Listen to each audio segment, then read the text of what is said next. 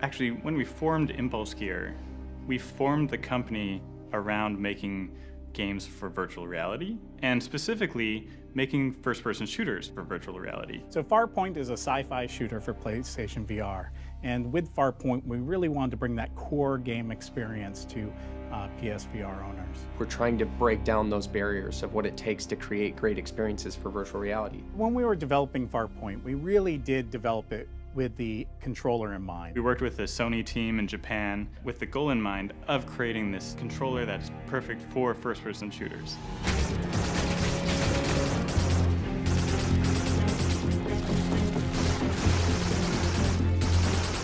So when we were coming up with the concept for the AIM controller and how it would work in Farpoint, we really took, some of the existing things out there. We started with a really kind of hacked together version of it that we had built ourselves. We had basically elastic bands and modeling clay. We wanted to make sure that we had a controller that would work for all consumers. Everything about the controller, it being very light, it being very ergonomic. We've actually built a left-handed mode in entirely. All the controls are within reach. All the analog sticks, all the buttons are there. You're not having to plug anything in, and you have great haptic feedback as well. You put the headset on, you put the AIM controller in your hands, and you just know how to use it right away.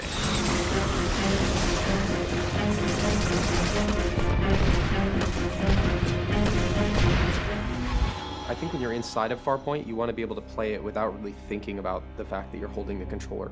We really want that experience to be as immersive as possible. The really amazing thing about it is the one-to-one interactivity. So you hold it in your hands, and exactly how you move it, that's exactly what you'll see in VR. You can look down and your hands match up with what you're seeing in-game.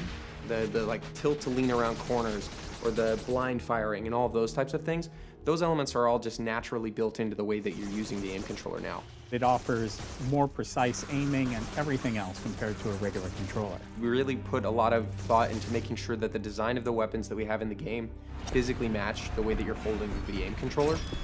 That kind of immersion, I think it really brings people into the world.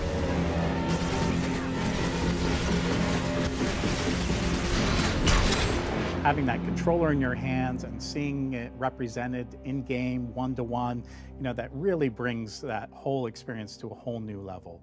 And that was our goal. It wasn't to build some abstract controller. It was to build the best controller for a first-person shooter. And working with Sony, we had the opportunity to do that. We're really excited to see what other devs will do with it as well. I'm really hoping that gamers see this as a kind of transformative experience that really expands on what first-person shooters can be in the future.